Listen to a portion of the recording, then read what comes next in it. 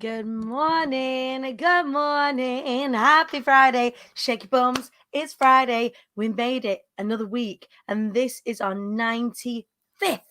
Our 95th episode. Can you believe it?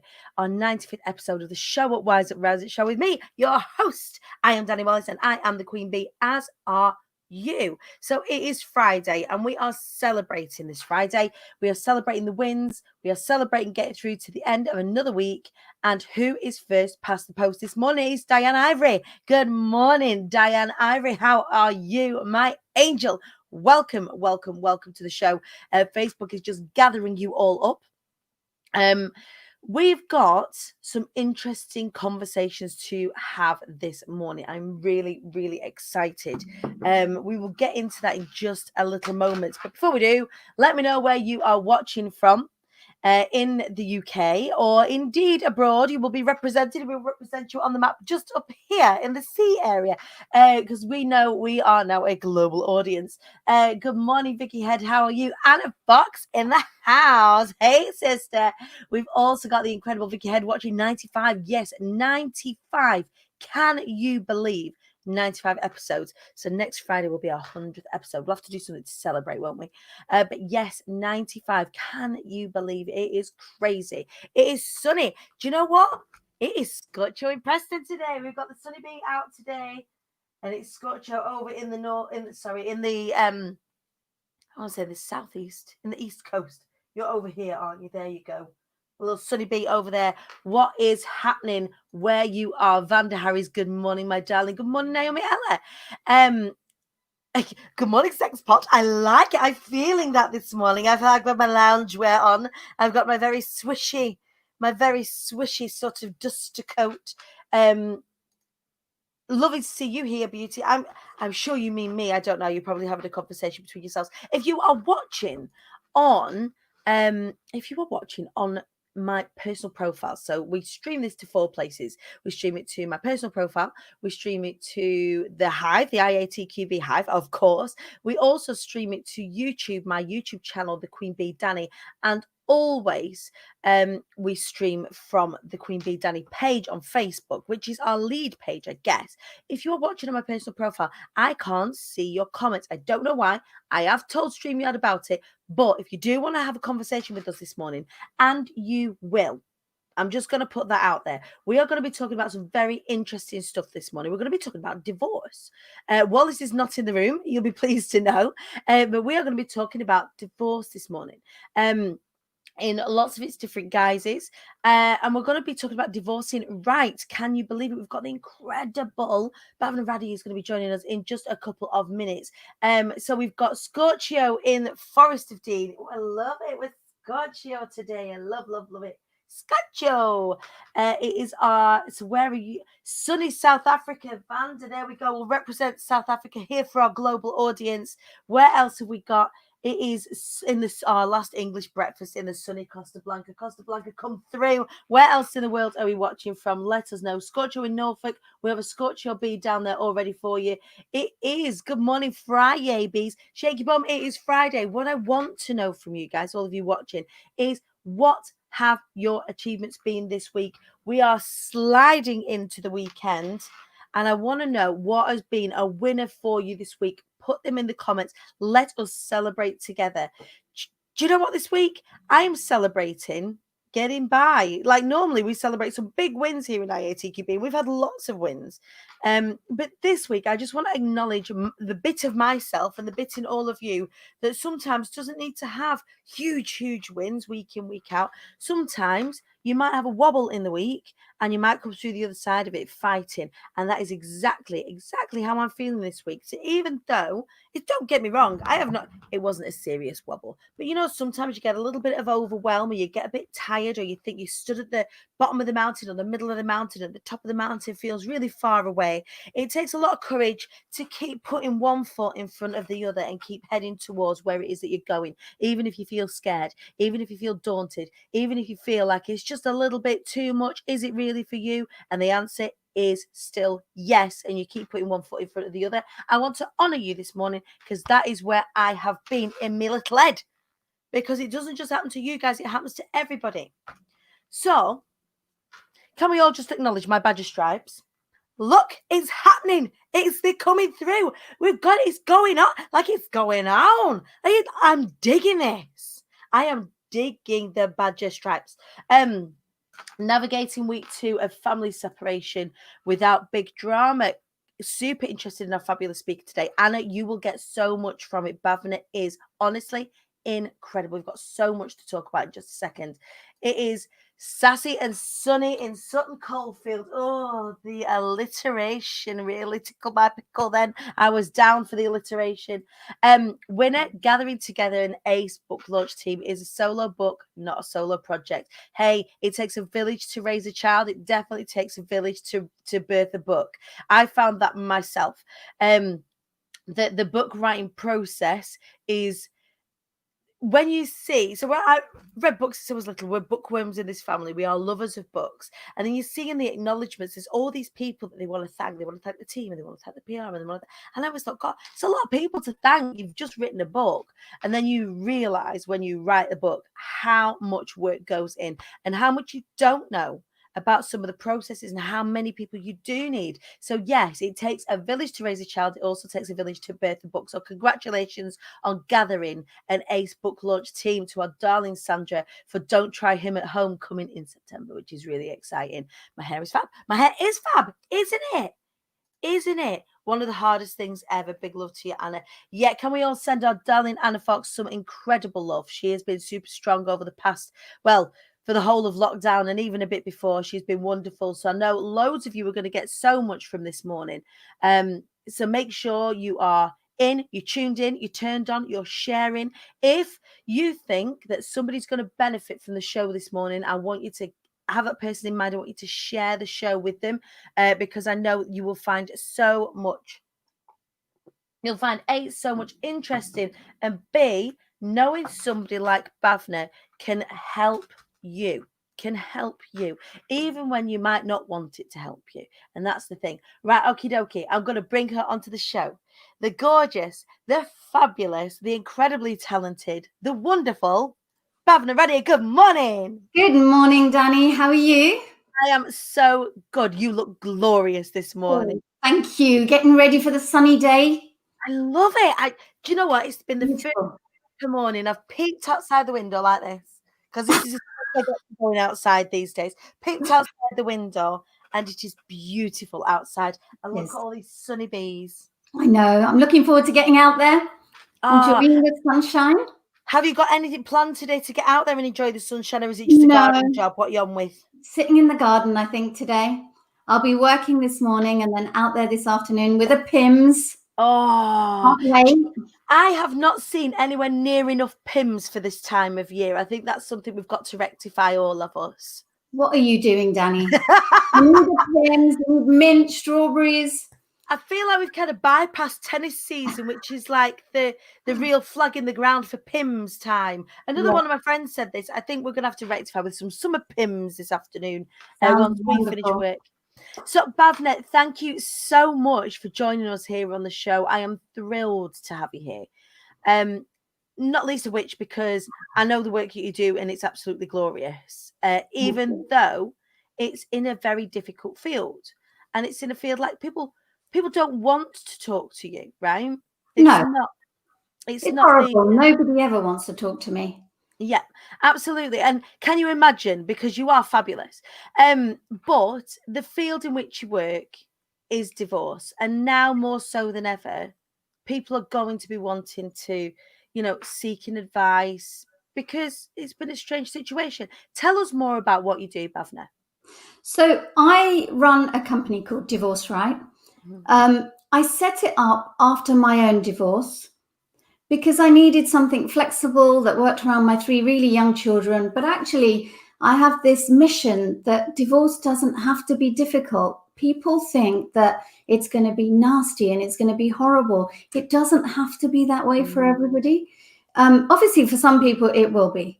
Yep. But I want divorce to be different. It's kind of a passion and a mission that I want to help couples going through that time have a holistic, amicable divorce.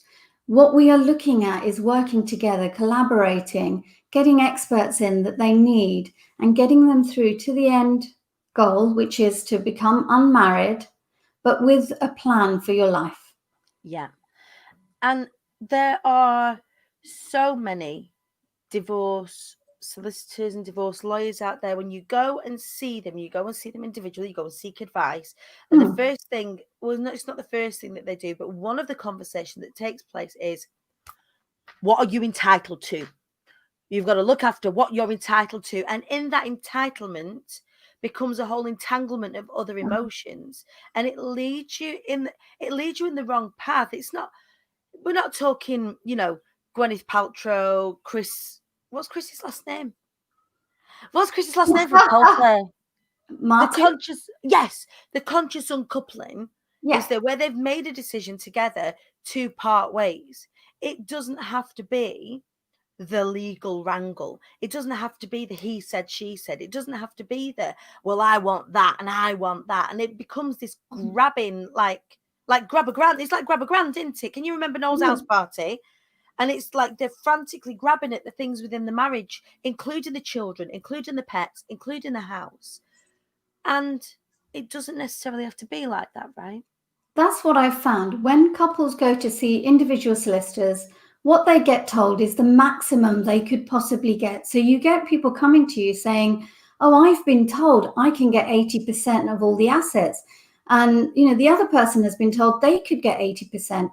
There is only one pot to split.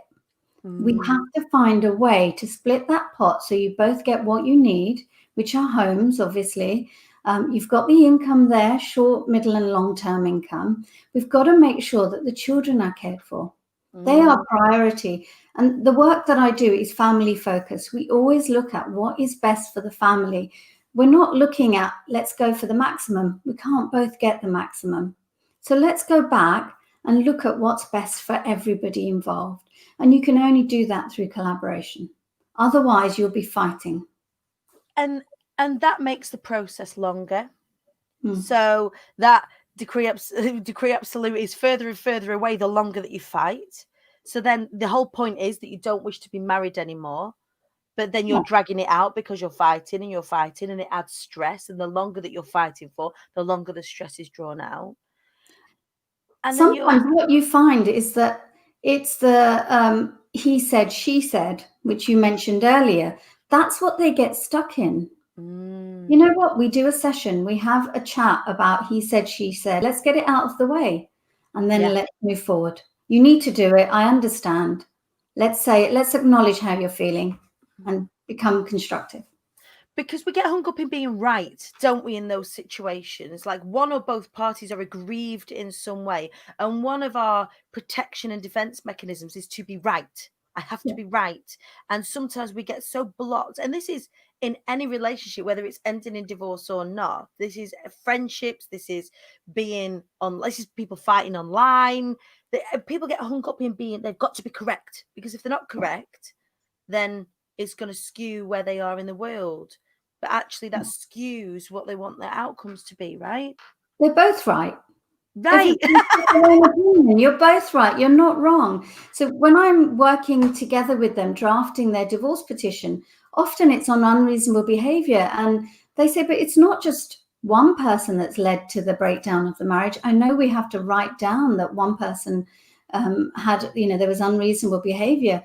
But I'm sure to end a marriage, both of you are right and both of you are wrong. Generally, it's communication that has led us to this point. They can't communicate, but both of you have had some part to play. It's not one of you. It's never just one person is right. So I always say you're both right in what you think. There's a real power. I think we was talking about this yesterday in making. I was on another show talking about being right. Actually, when you make everybody right, if you're in a position and you're really desperately wanting to be right, and actually if you just accept that you're right, but so is that person. Everyone's coming from where they're coming from. Everyone is doing the very best that they can with the information that they have, so that they are. It's like you say, if you just go, do you know what, you're right. There's nothing lost, and you can only move forward in that space. Yeah, acknowledge their pain. Yeah. They are going through pain, both of them. There is a lot of hurt there. There's a lot of issues there. You just have to acknowledge the pain they're feeling and let the other person know the pain they're feeling. It's Yeah. just that they can't see the other's point of view. As soon as you allow them that space, they generally can move forward. They feel like they're hurt. The Good. communication between them is better. Yeah. It's almost like if you've got a really bad headache, a really bad headache, and it's causing you grief, and Yeah, then someone's trying to tell you something or reason with you about this headache, but you're feeling this headache, you don't have the patience to talk to that person about your headache, about the no, pain, the physical pain that you're feeling. And it's a similar pain when it's your life, or when it's a stress pain, when it's a heart pain, right? You yeah, just don't have the fucking, you don't have the patience. I don't no. want to speak to you about this pain that I'm feeling, right? Is that being an animal? I bet they've talked about it for months and months and months. Nobody gets to that decision easily. No, They would have had these discussions around the pain, but the other person hasn't been able to say, I understand your pain. I right. get you. It's And my as soon pain's as they greater. do, yeah, always, the Yeah, pain's always greater. it's 11 a reef of pain in relationships. Like one of them goes to Tenerife and the other goes to 11 a reef. So the statistics around divorce are they're shocking, aren't they? Yeah. But they're real. So tell us a little bit more about what's happening right now in the world with regards to divorce. I mean, the statistics are that 42% of marriages will end in divorce. Mm. And actually, during lockdown, we've seen that grow. I was get inundated. I haven't had a day off. I was so busy during lockdown because there were so many people going through a hard time, and these difficult times just bring that problem closer. It's a pressure Um, cooker, isn't it? it is, and we saw that, and there was so much domestic violence, which obviously was such a difficult thing. And I know that you talk about that a lot, and the big Yeah. festoon was around that, and I help people going through that as well. So I had a lot of work around domestic violence, but lockdown brought it closer for a lot of people. Yep. But even then, during this time, we can still be kind. That's the thing. We have to be kind to each other, Yeah. and not try and hurt the other person. We just have to get through this process. Right. Instead of getting the arsenal out to try and attack, get the arsenal Mm, out to just try and get to the end of it. yeah. And you have to be parents most of the time. You have to carry on having a connection. And that's probably I would argue. I don't want to argue. We're not here to argue. We're here to agree. Yeah. The the parenting situation is difficult, isn't it? It's really hard, especially when people are aggrieved, and not in every case. You can't always get both parties to the amicable, where they would both come and see you and both engage. It's very difficult to get both parties to engage sometimes. When they do, you're onto a good footing. But Mm. how do you deal with the issues around parenting? Because sometimes the other parent may have behaved so terribly that it might not be safe for the child mentally, emotionally, to be around that parent. How do you get through that? It is so difficult. But what I speak to the couple together, Hmm. and I speak to them individually before I will take them on as clients. It's Right, almost a safeguarding assessment. We have right, to do it. yeah, I always say to couples, I can't work with everybody. There will be a whole group of people that I cannot work with, right, because it's not safe to do of so. course, There may be domestic violence, there may have been coercion, manipulation, and of course, safeguarding issues around the right. children. And then it's not the right process for them. I Mhm. will then pass them on to solicitors individually. Yeah, Before I know too much, they move on, and I say to them, please go and see solicitors yourself. I don't think that this is for you. It's yeah, not for everybody. right. There's a lot And of people that it would work for, but it's yeah, definitely not for everybody. absolutely. And that's kind of what I was driving at. So that for anybody listening out there, it really is for people that do want to move forward in kindness, and you've got to both wish a resolution for everybody involved in order to make the process work. Yeah. Um, so tell us a little bit more about your story that brought you to doing this work, because it is such important work. And what brought you to doing this? You said experiences within your own divorce. So I am a family lawyer. I'm a family mediator. It's what I've always done. And I absolutely loved my job. I went into it to help people. Mm-hmm. And I find that that's a characteristic of mine. I just want to help. So it was a perfect job. I saw my clients day in, day out and put everything into helping them. Mm-hmm. And I thought, things are going really well. I believed that there was a better way, but I didn't know what that could be. Yeah. So I carried on doing my job. And then one day, 2011, I find myself getting divorced. It's not something you ever think that is going to happen in your life. No. I think that everyone who's been there will say that. We didn't expect this to happen. You never go into a marriage thinking, we're going to get divorced. Yeah, this is finite when you're saying your Yeah. vows. Yeah. So I find myself getting divorced, and suddenly I understand my clients in a way that I've never understood them before. I'm feeling pain, trauma, confusion. I'm so scared for the future. And at that point, I had 3 very young children. My youngest was 1. And I find myself alone. And I wasn't working at the time. I'd taken a short break to bring up the children. So you are frightened. I've got this huge mortgage, which there is no way that I could pay without a job. And I really didn't know where to turn. And there was, mental health issues. I did get really down. There are such dark days through that. And I know that anyone that has been through it will understand how dark it feels at that point. I mean, luckily, I had friends, family that were there to support me, but it was really tough. And I found ways to get through it. I started exercising a lot, set up my own fitness class. So I had this big tribe of people around me that supported what I was doing, but actually I was supporting them. So almost having that tribe that's got your back is really important. Yeah. I was journaling. Gratitude was one of the biggest things for me at that point. Having a gratitude journal and being thankful for every moment. There are so many things to be thankful for, even at that point. And that's It's amazing. And it's similarly when I was going through my particular, dark days, one of the things that got me through was being grateful. And it sounds really counterintuitive. Anyone out there's going through something like that right now, and they might be scratching their heads going, what? How can you sit there being grateful? But you have to be, because gratitude and sadness can't live in the same space in your brain from a chemical perspective. The bodily reactions that happen when you are sad can't happen when you are sitting in a space of gratitude, and you've got to work out where you start. So for me, some days it was just being grateful for the breath in my body. It was being grateful that I'd managed to open my eyes another day. It was grateful that I'd had the nuts to go and brush my teeth, because some of those days were that bad that brushing my teeth was the step forward that day. I was grateful that I was able to feed my kids for 3 days, even if that meant going to a food bank on the days where I had nothing in, or I had no money in my purse or my bank account, or there was nothing, I didn't have an overdraft, or when my credit score was through the floor, or when we were sofa surfing. Some of the days, and it says in my bio, gratitude obsessive, because I am obsessively grateful, because I know the power of it. Gratitude kept me alive for a while. Me alive as well.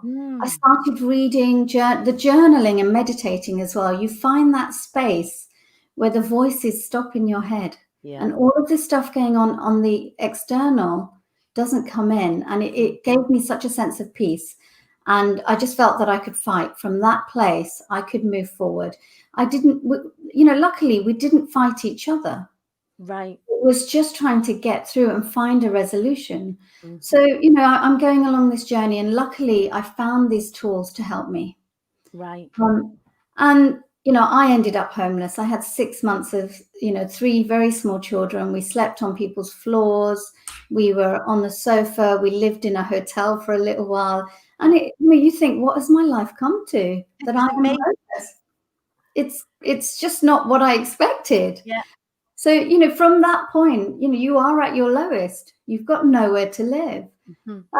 But I came through it. I found a home. Luckily, we became stable. Everything was fine. I was working, but I still felt this yearning to help my clients in a different way.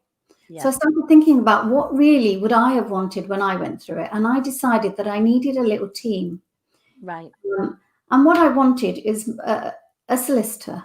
I Right. wanted someone who could point me and give me guidance. I wanted a mediator, someone who could help me negotiate.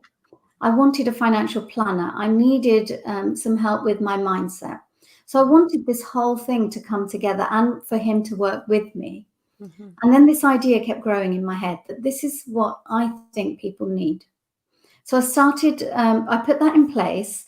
And now what I do is I work with a couple together and we put the ground rules in place so they know exactly what we're going to be doing. But for me, getting that mindset work very early on is really important. As soon as you have moved away from the victim side of things and you are positive, you've got through the blocks, you are coming to the table in a different way. And the Right. success that we see from that point, my clients always say they've moved so far just in having that.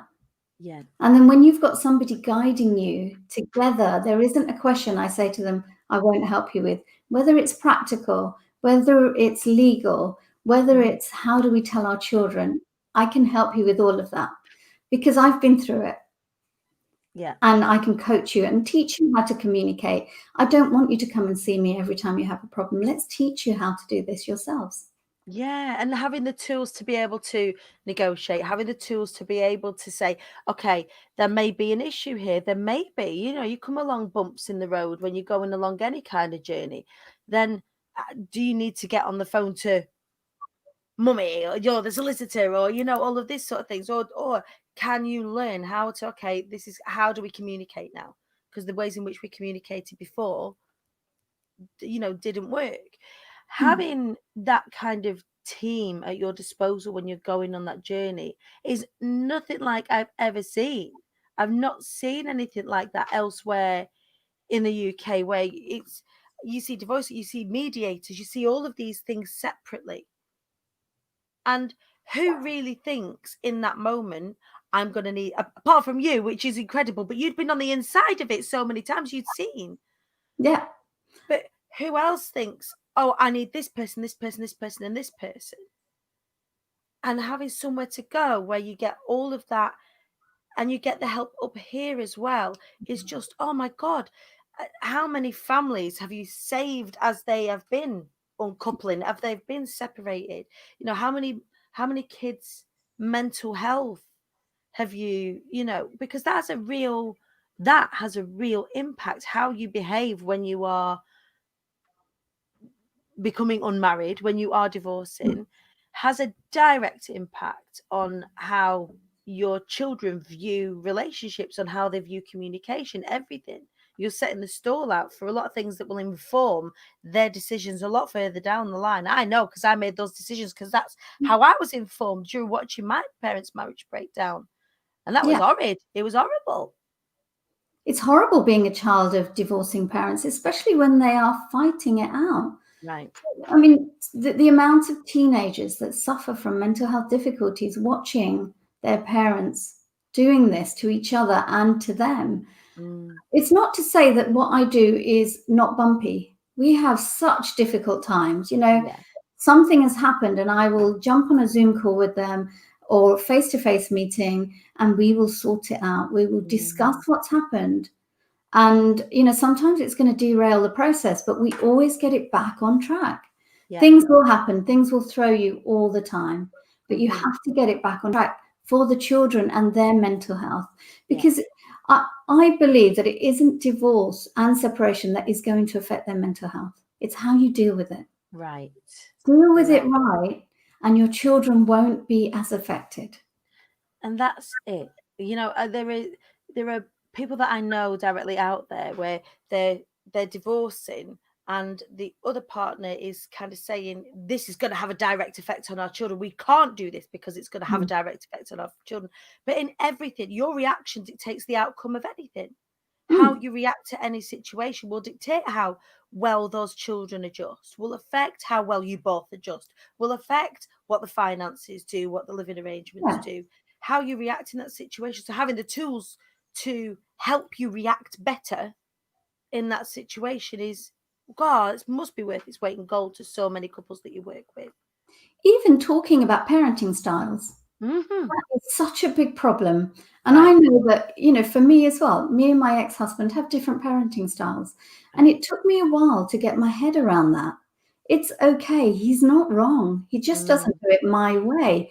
But actually, it's fine for the children to see both of us in our element, doing the best we can for our children. There's no necessarily wrong and right way. As long as they are safe and they are mhm. happy and they're fed, I'm fine with it. He has a Right. different relationship with the children than I do. And I say this to my couples all the time. It's okay if he does it differently. It's not wrong, Yeah. just different. And it's the same for anybody. You are now becoming two separate entities. So it's like, I know it's your children, but it's like when you get the mum stapo out there that are kind of judging the way that you parent. Like, it's the same. You've become two separate entities. You can't judge. Is that child happy, warm, safe, fed, and if Yeah. clothed, Yeah. housed? That would be And a good thing. if the answer is yes to all of those things, the way you get there isn't much of your business. Like, and then when you get the kids back, you do. If you want to attachment parent, then you attachment parent. If you want, you get to make those decisions. If you're two separate entities, you can't be judging as long as they are all the things that you need your kids to be: happy, healthy, fed, clothed, housed. Kids adapt really quickly. You'll be really surprised. They know the rules in both houses. Right. And they Yeah. will adapt. They know in one house they're allowed to use their phone at the dining table. Yeah. And in the other house, they go home and they know that that's not acceptable. Yeah. They know what they They can get away will, with in each other's yeah, houses. they know what the situation is. And as long as you're communicating with your ex-husband or ex-wife, they won't manipulate you either, because you can Yeah. have a chat and sort it out. Yeah. Otherwise, the children will play you off against one another. So communication for me is what's led a couple to this point. But Mm. changing your communication and actually having some respect for the other person, seeing them in a good way, and that comes from gratitude as well, Right. will really change how you deal with communication in the future. And that means that, going forward, when you've finished with me, you should be able to move forward in your life Mm-hmm. with good communication with your ex-partner. Hopefully you can have Christmas together. Hopefully you can go on evenings out together. Your children will really benefit if you're able to. Not everyone is, but if Yeah. you're just able to get through life, bring up your children in a really good way, you're going to have to go to their graduation together. When they get married, you're going to When they be get there. married. Yeah, Yeah. you're going to need to spend time with each other. Let's Yeah. learn how to do this and have the boundaries, but the respect as well.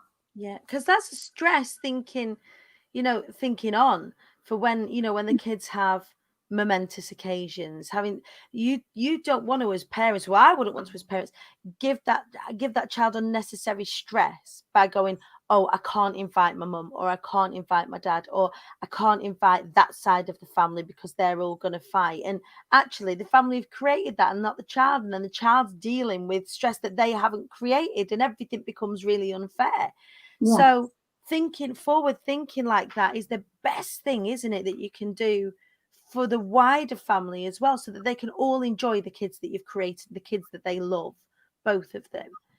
So I find it absolutely fascinating. One of the things that I wanted to ask you, Bhavna, was, and I know you said earlier on that you can't necessarily work with everybody, but one of the difficulties I know that's out there is getting both parties to engage, having that conversation in the first instance. Like, say for example, somebody sees your services and they go, my God, this is what we need.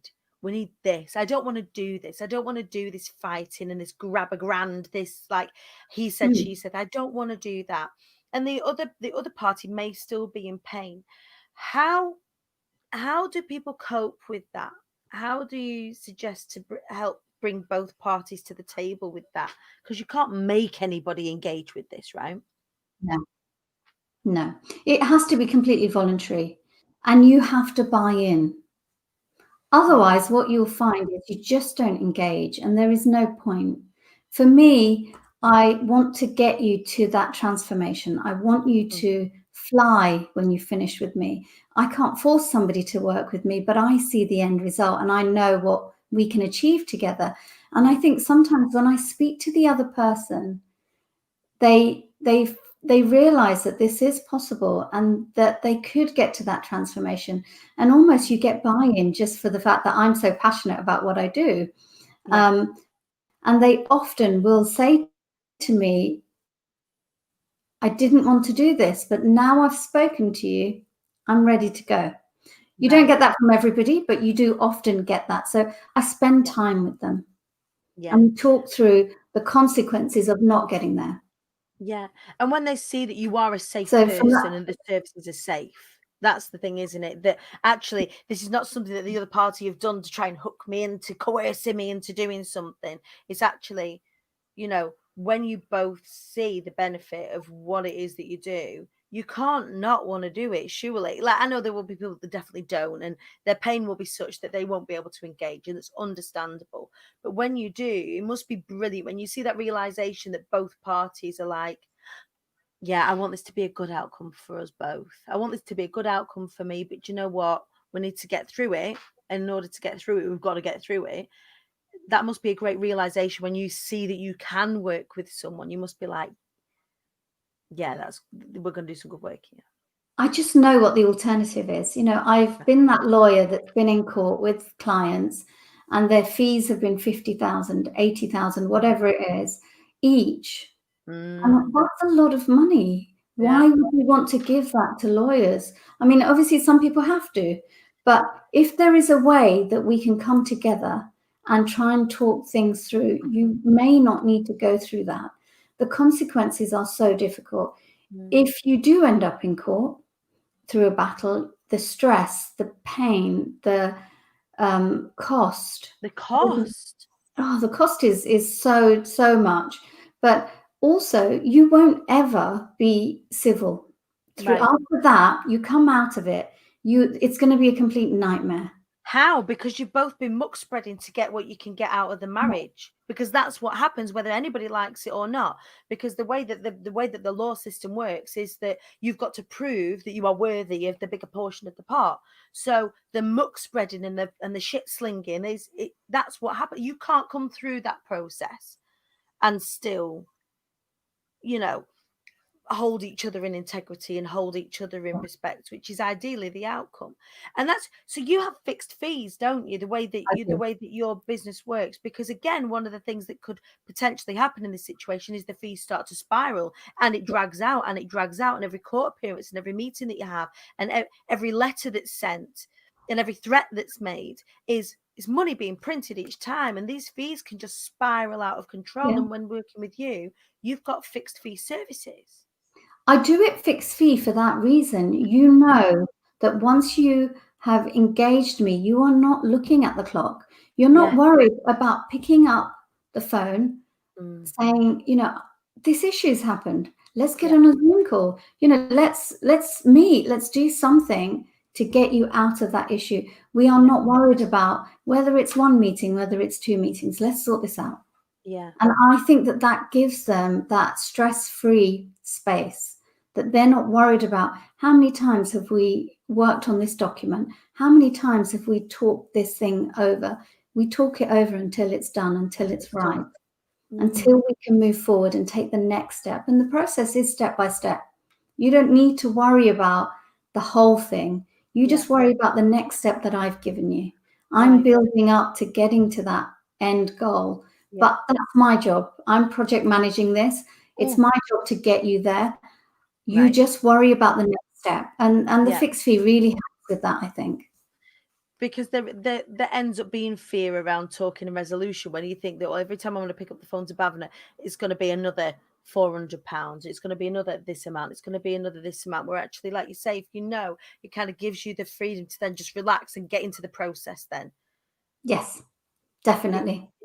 I just think it's phenomenal work. Do you find, because I see this happen for lots of different reasons in lots of different industries, that when people make the decision to work with you, do they then relax a little bit and actually start to communicate, because they know that's going to have to be part of the process? So even just by engaging with you, it allows for them to go, okay, so we've decided now that we're going to go through this amicably. So in making that decision already, just by choosing to come to the table with you, they've already made their lives easier. They've already done some of the work before they even have the first meeting. In like agreeing to kind of go forward. I notice that when I'm speaking to them to start off with, before they've decided to work with me, the language is so different. Yeah. It's already, he's like this and she's like this, and I can't believe. And when I have the first meeting, I already see that semblance of respect. Yeah. They talk differently straight away because they know that this is something they're going to have to go through, and they've decided that they are going to keep it amicable. And by taking that step, it's a huge leap for them to come forward. And the language changes. And I noticed that immediately. Yeah. You're expecting to see it being difficult, and it isn't. Yeah. And when they can see, can't they, that, you know, in working with you, they've decided that they're going to be amicable, because that's what the service is. Are you frozen? Hello. Oh, I'm back now. Hello, can you hear me? I lost you. Come back. we're in the meaty bit. So yeah, I thought that may be the case, because if you look at the services that you offer, you're offering amicable separations, you're offering mindset work, you're offering solutions. So once they've made the decision, getting to the decision may have been very difficult, but once they've made that decision, they have decided that they're going to engage in them services. They come to the table in a different way, surely. Like that's, you see this happen as soon as I've invested in a coach and I've had a problem already. When I've found the right person to work with, I start to relax around the problem because I know it's going to get sorted. And that's really, you know, so important.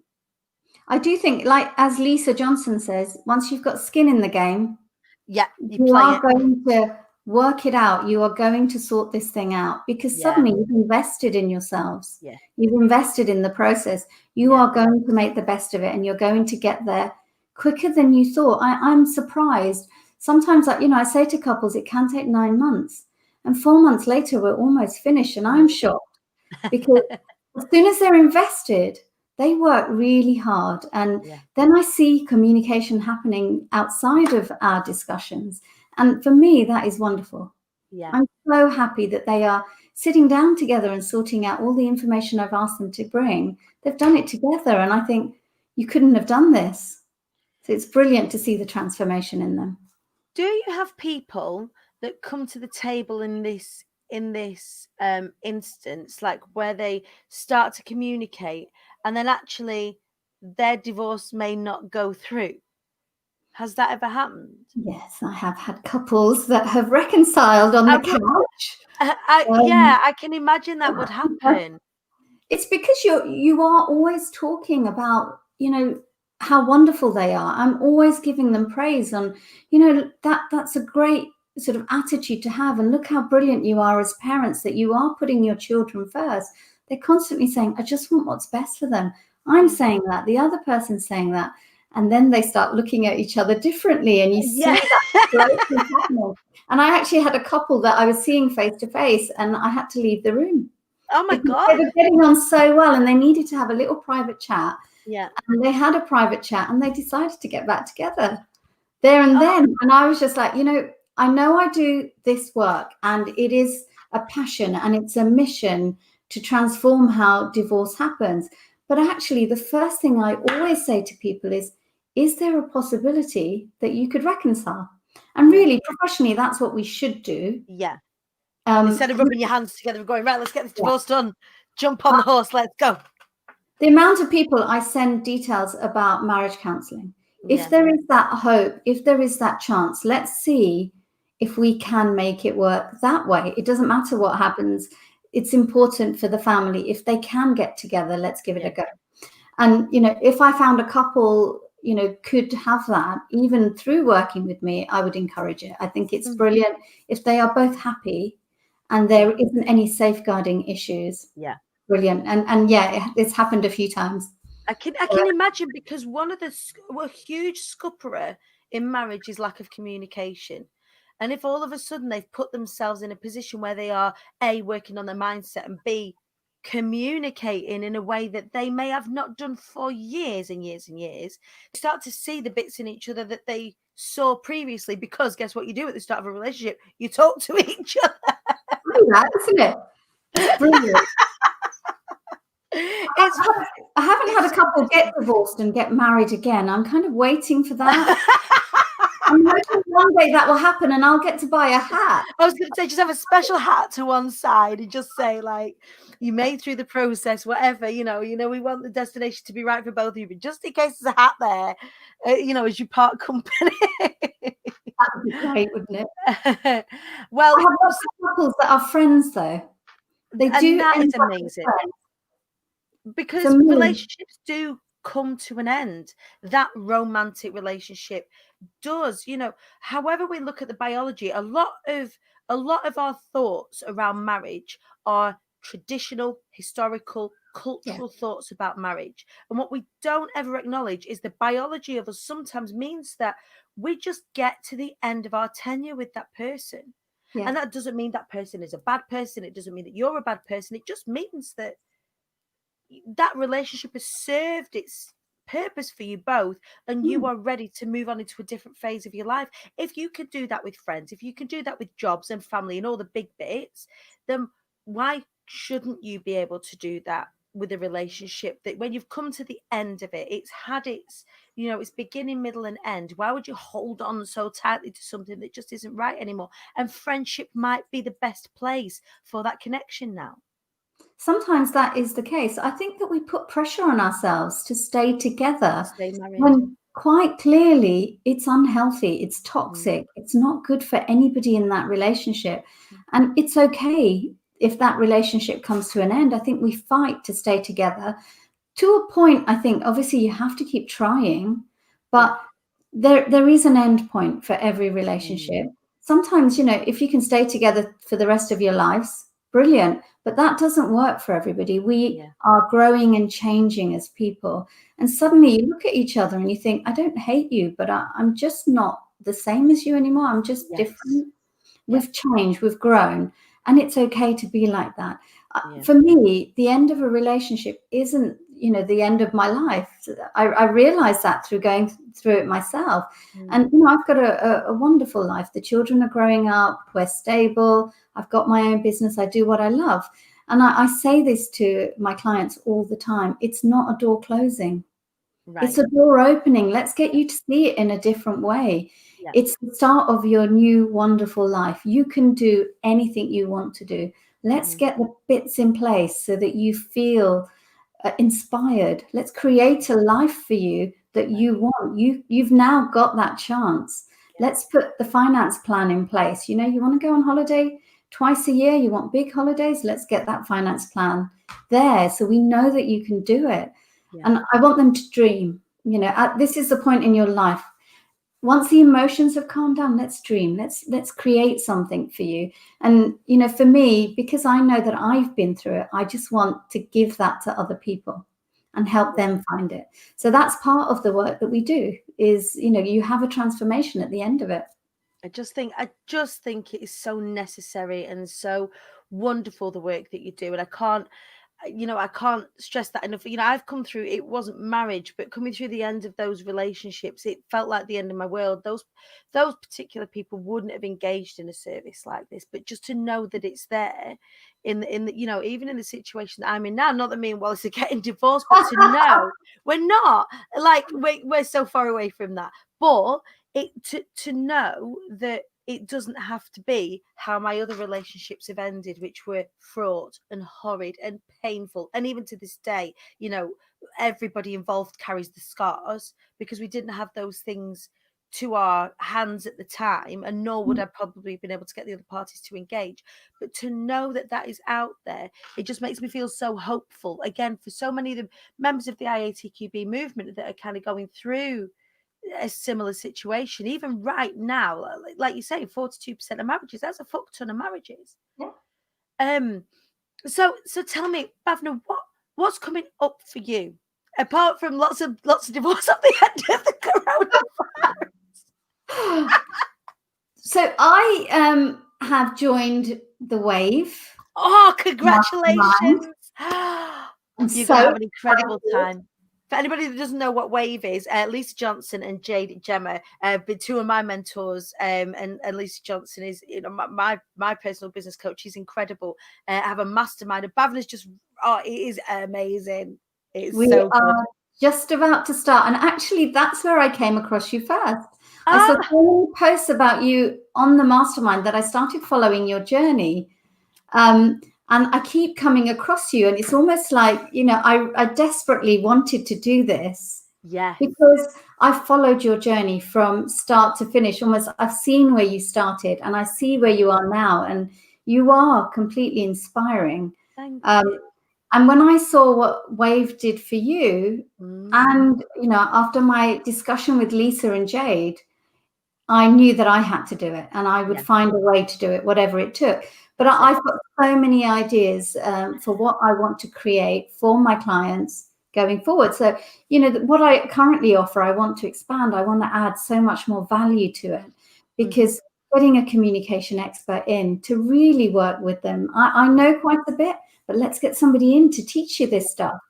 Let's work with maybe a life coach and Yeah. really break down, you know, your barriers, your blocks. Let's get you taking action for that dream life.